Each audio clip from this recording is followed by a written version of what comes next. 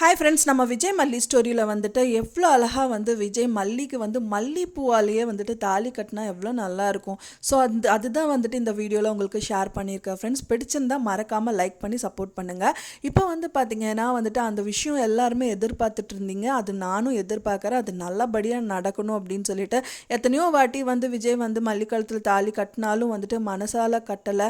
ஆனால் வந்து அவங்க கல்யாண நாளில் மனசால கட்டுறதுக்கு அவர் ரெடியாக இருக்கார், ஆனால் மல்லி ரெடி ஆகலை. அதுக்கு மெயின் காரணமான நிற்கிறதே வந்துட்டு நம்ம ராஜி தான் அப்படின்னே சொல்லலாம். அந்த ராஜி அம்மா கையில் வந்து ஒரு கல்லை கொடுத்து அந்த மரத்தில் இருக்கிற காயை பொறி அப்படின்னு சொன்னால் அவருக்கு தேவையான காய் மட்டும் இல்லாமல் ஒரே கல்லில் வந்து 3 மாங்காயாக அடிக்கணும் அப்படின்னு சொல்லிட்டு ராஜி காத்துட்டு இருக்காங்க. அந்த 3 மாங்காயா ஒரு மாங்காய் வந்து அவங்களுக்கு வந்து வெண்பாவாகும் கதிரேஷனுக்கு, இவங்களுக்கு வந்து மல்லி வந்து கஷ்டப்பட்டு அழுவாங்க. 3வது விஷயமா வந்துட்டு ரஞ்சிதாக்கு வந்து எப்படியாவது விஜய கல்யாணம் பண்ணி கொடுத்துடணும் அப்படின்னு புதுசாக வந்து இன்னொரு திட்டமும் போடுறாங்க அப்படின்னே சொல்லலாம். ஸோ அதுக்கு தான் வந்து ரஞ்சிதா கிட்டேயும் பேசிகிட்டு இருக்காங்க. நீங்கள் என்ன பண்ணுறீங்கன்னே புரியல ராஜிமா அப்படிங்கிற மாதிரியெல்லாம் வந்து ரஞ்சிதா வந்து ராஜி கிட்ட கேட்டுட்ருக்காங்க.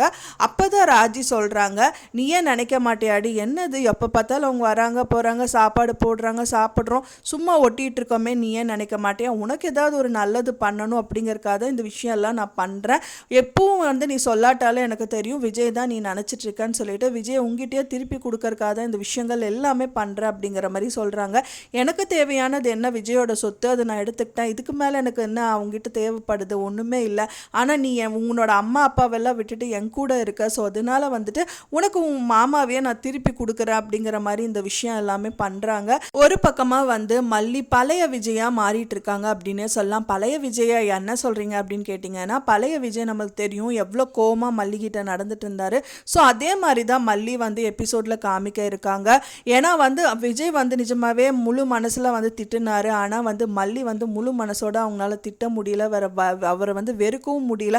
இருந்தாலும் ஒரு கட்டாயத்தில் தள்ளப்பட்டிருக்காங்க. ஏன்னா ராஜி வந்து அவங்கள டைவர்ஸ் பண்ணணும்னு சொல்லியிருக்காங்க. மல்லி அதுக்கு ஓகே சொல்லிட்டு வந்திருக்காங்க. ஸோ அதனால அவங்கள வெறுத்தா மட்டும்தான் இந்த விஷயத்துலேருந்து வெளிவர முடியும்னு இந்த விஷயம் எல்லாம் பண்ணிட்டு இருக்காங்க அப்படின்னே சொல்லலாம். அழகா வந்துட்டு விஜய் சிரிச்சு பேசுறாரு மல்லி கிட்ட, நீ என்னன்னு சொல்றியோ நான் பண்றேன் மல்லி அப்படின்னு நீங்கள் எதுவுமே பண்ண வேண்டான்னு ரொம்ப ஹார்ஷாக வந்து விஜய் கிட்ட பேசுகிறாங்க. அது மட்டும் இல்லாமல் ராஜி வந்து பார்த்திங்கன்னா அவங்க பெரிய அம்மாவை ரோட்டில் மீட் பண்ணுறாங்க. நீ எனக்கு தெரியும் என்ன இன்னொரு வாட்டி கல்யாணம் பண்ண போறியா கல்யாண நாள் அப்படிங்கிற மாதிரி ராஜி வந்து அன்னபூர்ணி அம்மா கிட்ட கேட்குறாங்க. நீ என்ன வேணால் பண்ணிடு, எனக்கு தெரியும் நீ ஏதாவது ஒரு பிரச்சனை பண்ணுவேன்னு சொல்லிட்டு, ஆனால் நீ நினைக்கிறது எதுவுமே நடக்காது அப்படிங்கிற மாதிரி அன்னபூர்ணி அம்மா வந்து கெத்தாக சொல்லிட்டு வராங்க. என்னதான் அவங்க கெத்தாக சொன்னாலும் மல்லி மனசில் வந்து தீராத வடுவாக வந்துட்டு இருக்கிறது சாமி கிட்ட தான் சொல்லி புலம்பிகிட்டு இருக்காங்க.